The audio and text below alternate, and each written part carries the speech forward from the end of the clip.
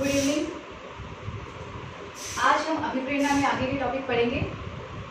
तो देखिए, आज हम जो अभिप्रेरणा में पढ़ेंगे वो है अभिप्रेरणा के प्रकार। अभिप्रेरणा कितने प्रकार की होती है ये देखते हैं। देखिए, अभिप्रेरणा दो प्रकार की होती है मुख्यतः, आंतरिक अभिप्रेरणा और बाह्य अभिप्रेरणा। इसको हम अलग अलग दोनों बिंदुओं से तुलना करते हुए पढ़ेंगे तो आपको अच्छे से समझ में आएगा कि आंतरिक अभिप्रेरणा क्या है और बाह्य अभिप्रेरणा क्या है। देखिए, आंतरिक अभिप्रेरणा किसे कहा जाता है?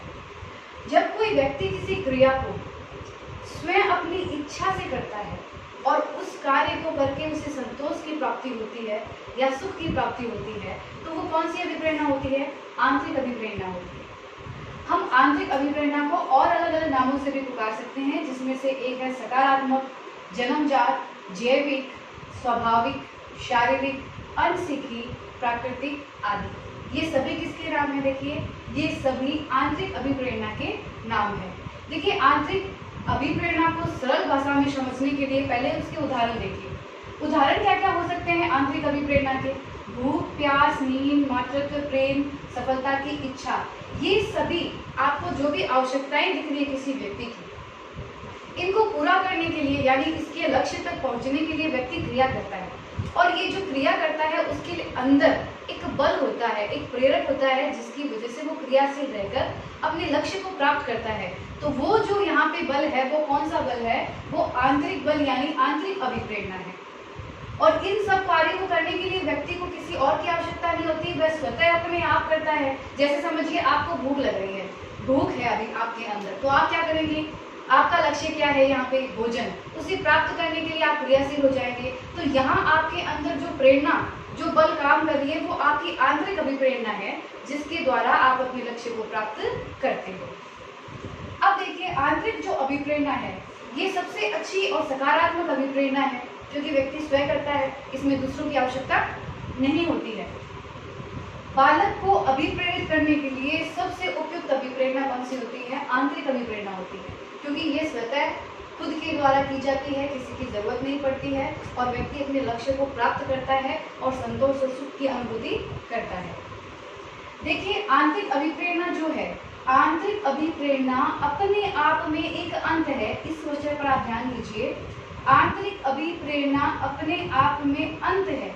अंत यहाँ किस बात की कह रहे हैं कि ये आंतरिक अभिप्रेरणा जो है वो आपको आपके लक्ष्य तक पहुंचा देती है और आप जो क्रिया कर रहे हो उसका पूरा अंत कर देती है, लक्ष्य तक पहुंचाकर। इसीलिए आंतरिक अभिप्रेरणा को क्या कहते हैं? यह अपने आप में एक अंत है। और देखिए, इसके लिए एक और महत्वपूर्ण बात है कि आंतरिक अभिप्रेरणा हमने बताया कि सर्वाधिक जो उपयुक्त अभिप्रेरणा है बालक के लिए वो क्या है? आंतरिक अभिप्रेरणा, जिसे हम सकारात्मक, जन्मजात, स्वाभाविक, प्राकृतिक, कोई भी नाम से बुला सकते हैं। उसको एक शिक्षक के द्वारा कैसे बालक में अर्जित किया जा सकता है कि एक जो शिक्षक है वो बालक के अंदर कैसे सकारात्मक अभिप्रेरणा उत्पन्न कर सकता है? तो वो कार्यक्रमों का आयोजन करके बालकों के अंदर क्या कर सकता है? आंतरिक अभिप्रेरणा या सकारात्मक अभिप्रेरणा उत्पन्न कर सकता है।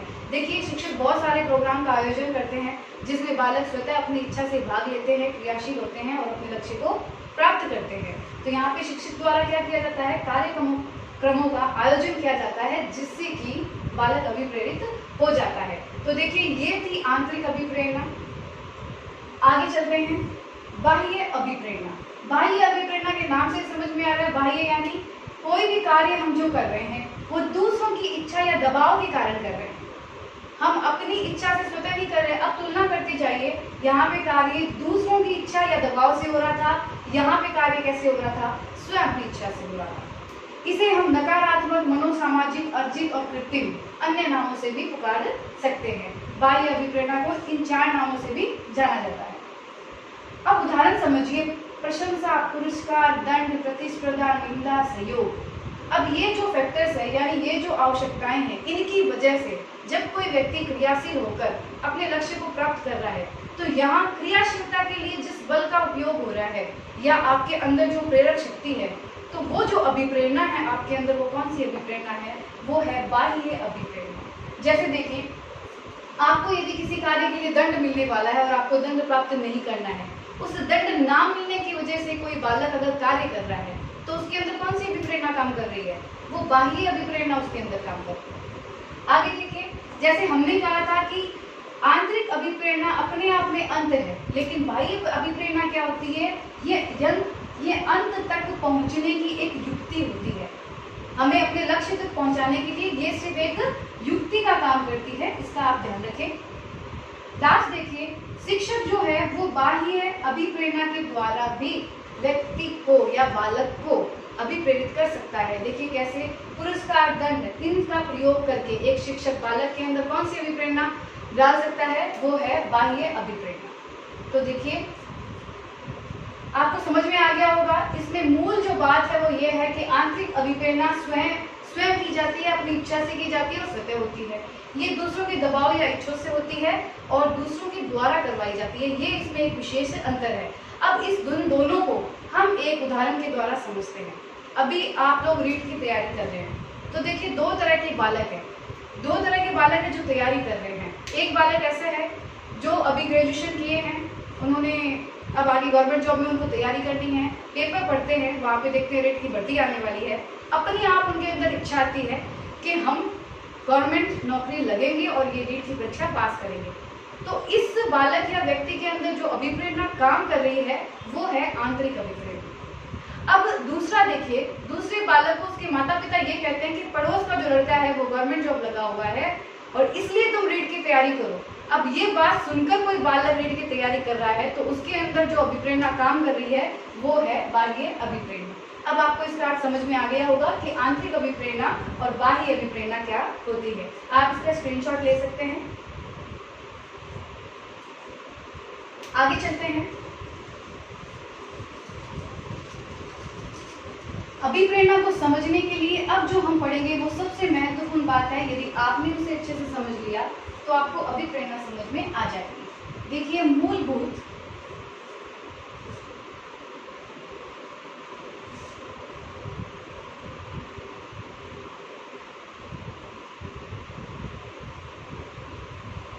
अभिप्रेरणात्मक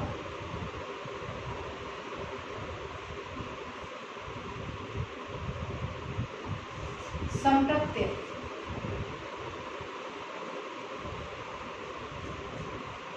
मतलब अभिप्रेरणा का जो संप्रत्य है वो क्या है, इसे हम समझते हैं।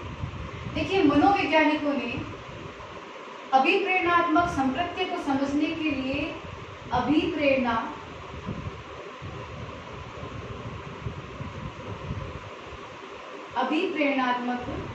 चक्र बनाया।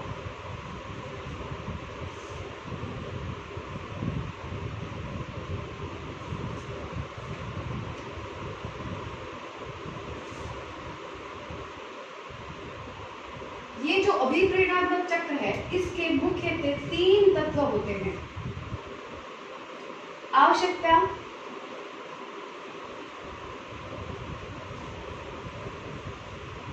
प्रणोद, जिसे हम चालक भी कहते हैं, और तीसरा है यहाँ पे प्रोत्साहन, जिसे आप लक्ष्य भी कह सकते हो, उद्दीपन भी कह सकते हो। बहुत ध्यान से समझिए, क्योंकि अभिप्रेरणा का संप्रत्य यदि आप समझ जाओगे तो पूरी अभिप्रेरणा आपको समझ में आ जाएगी। अब देखिए, हम समझते हैं कि अभिप्रेरणा का संप्रत्य समझने के लिए मनोवैज्ञानिकों ने क्या बनाया है? अभिप्रेरणात्मक चक्र। और इस चक्र के 3 क्या तत्व है? कौन कौन से? आवश्यकता, प्रणोद और प्रोत्साहन। देखिए, ये चक्र क्या है?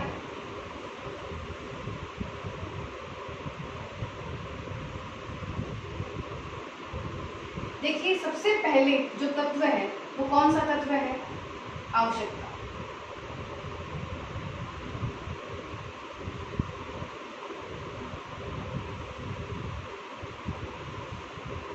ये यहां से आरंभ होता है। जब आवश्यकता होती है उसके बाद दूसरा तत्व क्या आएगा आपके? चालक।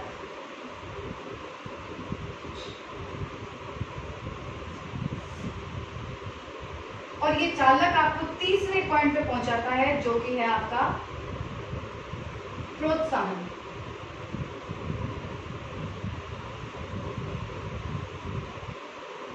ये है अभिप्रेरणात्मक चक्र।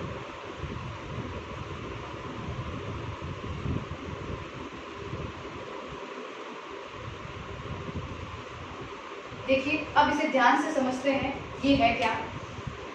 देखिए एक चक्र सा आपको दिखाई दे रहा है, यहाँ पे चक्र से कहने का मतलब ये है कि ये चक्र जो है इन 3 तत्वों के द्वारा बना हुआ है, आवश्यकता, चालक और प्रोत्साहन। और ये चक्र इसलिए बनाया गया है कि ये चलता रहता है, पहले आवश्यकता आएगी, फिर चालक, उसके बाद प्रोत्साहन, जैसे ही प्रोत्साहन मिलेगा उसके बाद दोबारा आवश्यकता, फिर चालक और उसके बाद प्रोत्साहन। तो ये चक्र आपका चक्रीय क्रम में चलता रहता है। अब हम इन तत्वों को समझते हैं कि ये है क्या और किस प्रकार ये चक्र चलता है। तो देखिए आवश्यकता, देखो जीवन में व्यक्ति में हर व्यक्ति के पास कुछ न कुछ आवश्यकताएं होती है, जीवन भर आवश्यकताएं रहती है और व्यक्ति को उन्हें पूरा करना पड़ता है। तो आवश्यकता होती क्या है? आवश्यकता जिंदगी में जो किसी अभाव की या किसी कमी या अधिकता की जो अवस्था होती है आपकी, उसी को हम क्या कहते हैं? आवश्यकता कहते हैं। ये जो आवश्यकता है ये आपके अंदर बाह्य कारण और आंतरिक कारण दोनों कारणों से उत्पन्न हो सकती है। देखो इसको समझते हैं। आवश्यकता 2 प्रकार की होती है, एक होती है अनिवार्य और दूसरी होती है गैर अनिवार्य।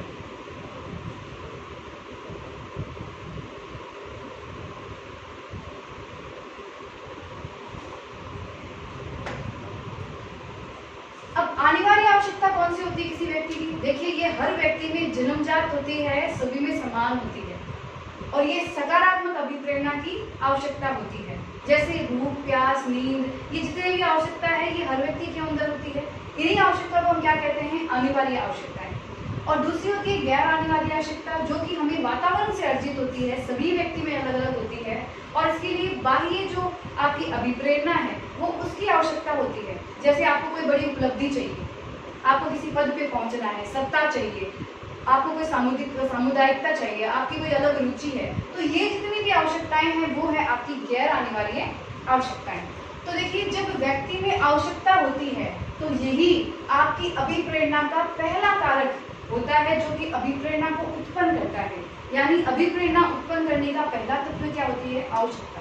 जब व्यक्ति में आवश्यकता होती है तो उसमें अभिप्रेरणा की शुरुआत हो जाती है। जब व्यक्ति में आवश्यकता आ जाती है तो आवश्यकता किसको जन्म देती है? चालक को। देखिए आवश्यकता किसको जन्म देती है? चालक को देती है, ड्राइव। ये ड्राइव क्या होता है? जिसको हम प्रणोद भी कहते हैं। देखिए ये एक तनाव, ये एक तनाव व क्रियाशीलता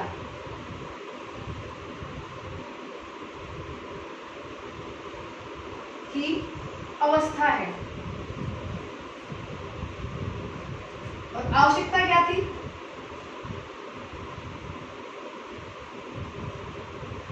कमी या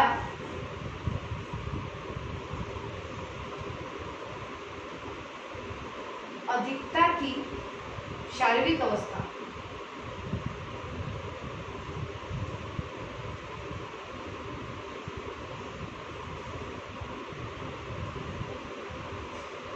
देखिए अब हम पढ़ते हैं तनाव और ये प्रणोद, जिसको हम अंतर्नोद भी कह सकते हैं, इंग्लिश में इसे ड्राइव कहते हैं। देखिए आवश्यकता के कारण क्या होता है? व्यक्ति के अंदर तनाव होता है और ये तनाव व्यक्ति को क्या कर देता है? क्रियाशील बना देता है, यानी उत्तेजित बना देता है। किस लिए? कि वो अपने लक्ष्य को प्राप्त कर सके। तो यहाँ पे इस तनाव की और क्रियाशीलता की अवस्था को क्या नाम दिया गया है? चालक। अब ये जो चालक क्रियाशील हुआ है और उसमें तनाव, आवश्यकता के कारण तनाव आया है जिसकी वजह से वो क्रियाशील हुआ है और क्रियाशील होकर वो जो कार्य कर रहा है वो किसके लिए कर रहा है? एक वस्तु है वो जिसे वो उसे आकर्षित कर रही है क्योंकि वही उसका लक्ष्य है और उसे ही उसे प्राप्त करना है। तो वो जिस वस्तु को वो प्राप्त करना चाहता है वही क्या है? वो है इसका तीसरा तत्व प्रोत्साहन। प्रोत्साहन वह लक्ष्य है, वो वस्तु है, वो उद्दीपन है जिसके लिए क्रिया कर रहा है वो, और उसी को प्राप्त करने के लिए वह क्रियाशील हो रहा है। तो आवश्यकता के कारण क्या होता है? व्यक्ति में तनाव उत्पन्न होता है। तनाव की वजह से जो क्रियाशीलता की अवस्था आती है उसे हम चालक कहते हैं, यानी आवश्यकता से चालक कार्य करना आरंभ कर देता है और वो कहाँ पहुंचाता है उसे? अपने लक्ष्य के पास में। अब देखिए हम इसे एक